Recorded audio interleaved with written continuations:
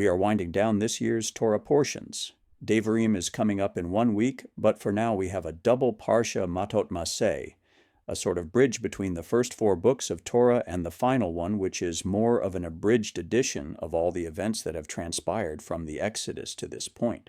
These 2 parshiot form a powerful bridge, not just in narrative, but in theological and national development. It's like the end of season 4 in a 5-season epic, where everything starts to tie together before the big finale. Matot opens with the laws of neder, vows, and we're reminded just how powerful the spoken word is in Torah. You don't just say things, you manifest them. Very Jewish, very quantum mechanics. The force of the dibur, or speech, echoes creation itself. Hashem speaks and the universe exists. You and I speak, our souls sign on the dotted line. It also highlights gender dynamics. Young men and women's vows stand unless overridden by authority, like a father or husband in certain cases. It's nuanced, but it speaks to the tribal structure of Israel and the delicate web of responsibility. When the Torah speaks of neder here, it isn't referencing vows in today's common vernacular. It goes much deeper than that. In fact, there is no English equivalent for the idea of neder or vows.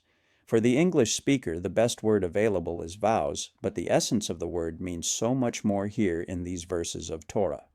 Probably it could best be rendered as a pledge the maker of the neder expresses that will either curtail themselves from a certain activity, or the vow maker opts to perform what the Chumash calls an optional commandment. It is a concept understood by the Jewish mind, but very difficult to clearly define in our modern 21st century way of life, where most vows are meaningless to so many and are treated lightly instead of realizing that a neder is a binding contract between the oath-taker and Hashem. The text then jumps from the act of a neder to the topic of all-out war with Midian in Numbers chapter 31. This chapter is raw, a full-on holy war with vengeance against Midian for the whole Baal Peor mess. Phinehas, the guy we met in last week's parsha, leads the charge. It's not pretty, but it reveals Torah's intense focus on spiritual fidelity. The Midianites seduced Israel not just with women, but with idolatry. This wasn't just about lust. It was about soul-level corruption. The aftermath, the dividing spoils, purifying vessels, and so forth, sets a standard for wartime ethics and spiritual cleanliness. In Numbers chapter 32, the tribes of Reuben, Gad, and half of the tribe of Manasseh are told they can stay on the eastern side of the Jordan River. These tribes see lush grazing land before crossing the Jordan and say, "This'll do." Moshe at first reacts like a parent who sees their kid flunking hero school. Really? Now you want to sit this out? But they promise, or better still, pledge, to fight alongside their brothers until the job is done for all the tribes. It's a lesson in communal responsibility and compromise, a very Jewish ideology. You can have your needs, but only if you show up for the greater good. Parshat Masei begins with chapter 33. It's all about journeys, borders, and boundaries. Masei reads like a travelogue of the Israelites' 42 pit stops in the wilderness. It's more than just a Google Maps timeline. Rashi famously says each journey holds spiritual meaning. Think of it like a soul's journey. Every stop, even the bitter ones, shaped the people. The Bamidbar was not just a waiting room for Canaan. It was a spiritual kiln. Inheritance and borders are detailed in Numbers chapter 34. This is where the Torah gets into the nitty-gritty, the borders of the land of Israel. This is where prophecy first given to the patriarchs centuries earlier meets cartography. Hashem lays out the blueprint, and leaders from each tribe are appointed to oversee land division. It's the early zoning commission of Israel. The next 2 and final chapters of Numbers sets up boundaries for refuge cities in the land of promise.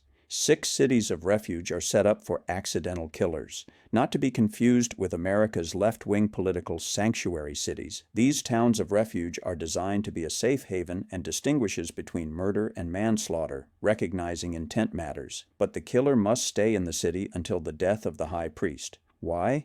Because the Kohen Gadol holds the collective spiritual harmony. His death resets the balance, a kind of metaphysical atonement. Remember those boss women from a few parshat ago? They're back. Their inheritance raises a concern.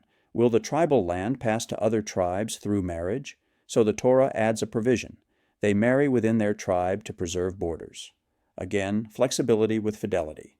Torah law adapts within sacred bounds. Matot Masei is about responsibility, transition, and spiritual geography. Our words of pledge or vows has power, much more power than most of us are aware of. Other takeaways from this double parsha is that the past, in this case Midian, must be dealt with before entering the future. The land must be divided justly. The innocent and guilty must each have their place in Jewish society. And memory is sacred. Every place Israel camped from the moment they left Egypt until this moment is listed. Why did Hashem insist on including this kind of information? Because every step in our lives matters to the Creator of all that is, and it should matter to us as well. Beloved, as we head into Devarim, or Deuteronomy, Moshe shifts from leader to narrator, turning the Israelite saga into a TED Talk with divine purpose. But for now, Matot Masei tells us, before you inherit the land, know your pledges, your wars, your wanderings, and your worth. In other words, know where you came from and look forward to where you are going.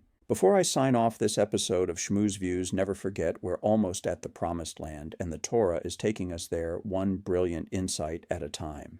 Please like, subscribe, and share. Look for us on Rumble, Locals, YouTube, Substack, and Blogger. Links to each are in the description of this video essay. Until next time, this is Shmuel ben Shlomi wishing you a Shabbat Shalom.